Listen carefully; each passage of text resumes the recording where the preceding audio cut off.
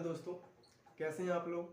आज का इस वीडियो में हम कवर करने वाले हैं कुछ बेसिक डेफिनेशन जो कि हैं magnetic flux, magnetic flux density, EMF, MMF और भी कई सारी हैं।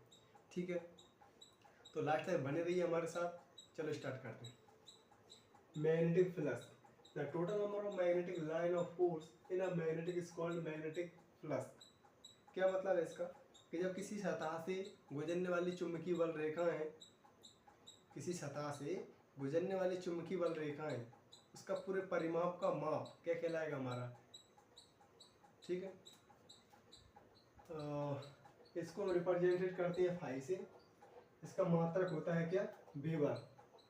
ठीक है, और इसके बाद मैग्नेटिक फ्लक्स डेंसिटी क्या होती है। Magnetic flux density, the magnetic flux as per unit area is called magnetic flux density.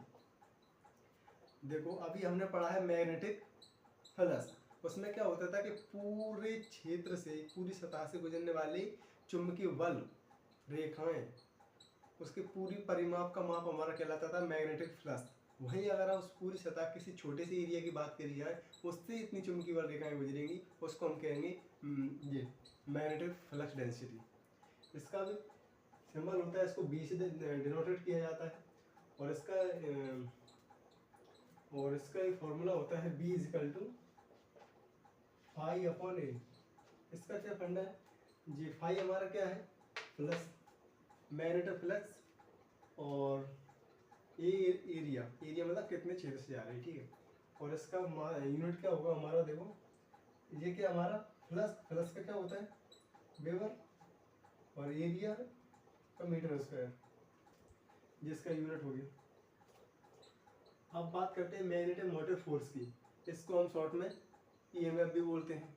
एक बात और कि मैग्नेटिक फ्लक्स हमारी अदिश राशि होती है, और भाई हमारा मैग्नेटिक फ्लक्स डेंसिटी ये हमारी सदिश राशि होती है। ठीक है, मैं बताना भूल गया था, बता देता हूँ कि अब देखो मैग्नेटिक मोटिव फोर्स क्या हुआ, the EMF is force which is use for production of increasing the value of magnetic flux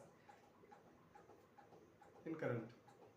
इसका क्या मतलब है, देखो ऐसा मान लो मेरे पास जे मार्कर है, ऐसा मान लो हमारे पास कोई लोहे की कील है। ठीक है, अब मैं क्या करता हूँ, इसमें कोई तांबे का तार या कोई भी तार इसमें लपेट देता हूँ, लपेट दिया।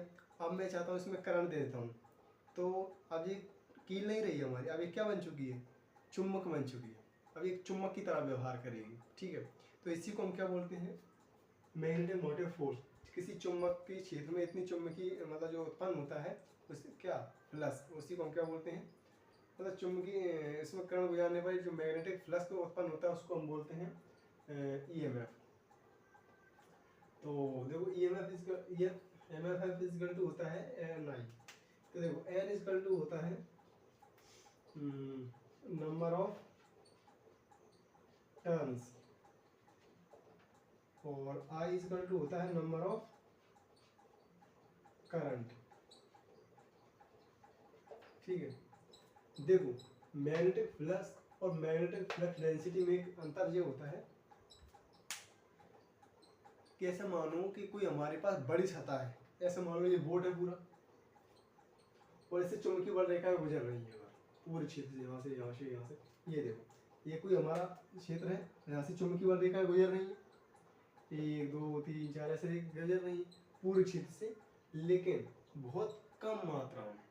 तो उसका मैग्नेटिक फ्लक्स क्या होगा, बहुत कम होगा। क्या होगा, मैग्नेटिक फ्लक्स बहुत कम होगा। वहीं अगर हम कोई हमारा छोटा सा क्या ले लेते हैं, सतह ले लेते हैं, वहीं से हम बहुत ज़्यादा क्वांटिटी में क्या भेजते हैं, चुंबकीय बल रेखाएं भेजते हैं, तो उसका मैग्नेटिक फ्लक्स डेंसिटी क्या होगी, बहुत ज़्यादा होगी। इन दोनों में यही डिफरेंस है। ठीक है, तो आप इसके स्क्रीनशॉट लेना चाहे तो ले लीजिए। तो next is magnetic flux intensity.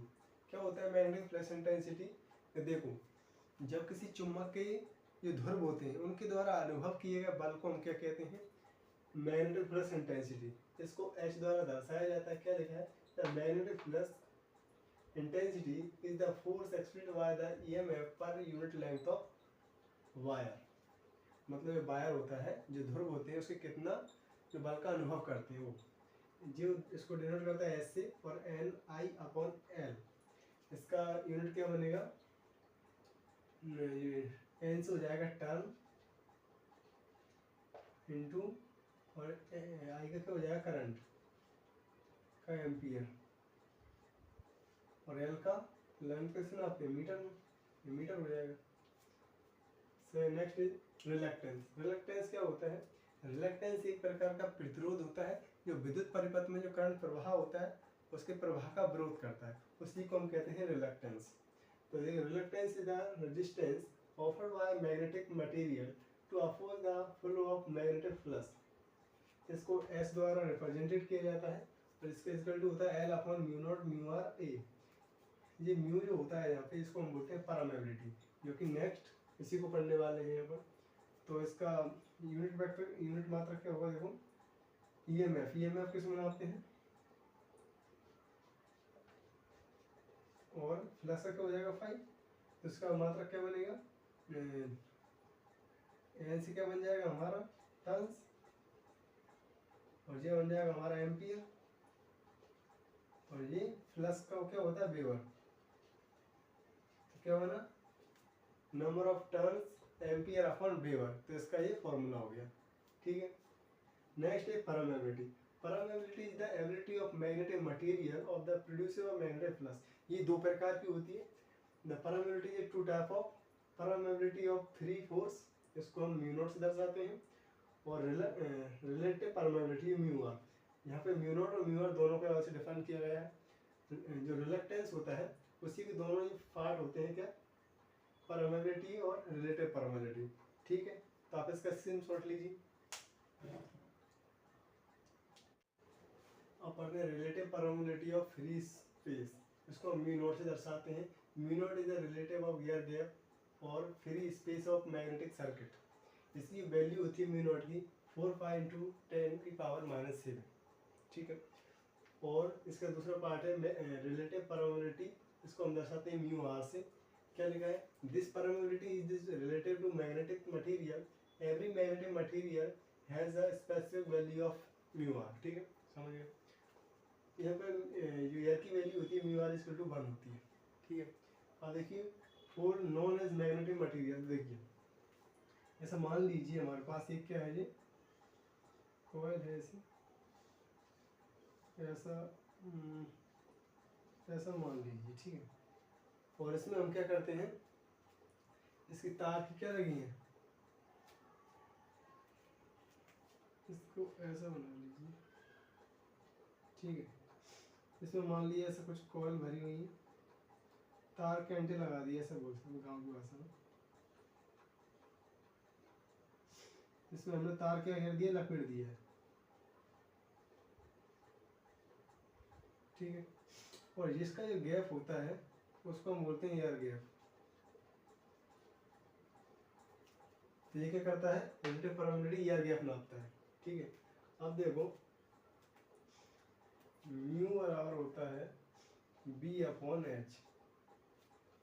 ठीक है, अब देखो जहाँ पे मैं बी की वैल्यू निकालता हूँ, बी यहाँ पर क्या है, बी हमारा यहाँ पे है मैग्नेटिक फील्ड इंटेंसिटी। ठीक है, अब देखो यहाँ पे बी का मान क्या हो जाएगा हमारा म्यू एच, और म्यू का मान हमारे पास ये रखा है तो ये हम इसमें पुट कर देते हैं। तो म्यू नॉट म्यू आर और एच एच, तो ये हमारा फॉर्मूला लग गया है। कभी कभी न्यूमेरिकल पूछ लेता है तो हमको ये फॉर्मूले याद रखना है। ठीक है, तो आज का वीडियो यहीं पर ख़त्म करते हैं। तो आप इस वीडियो को लाइक करें, अगर समझ में आता है कमेंट करें, और अच्छा लगा आप कमेंट सेक्शन में जरूर बताइएगा। Thank you.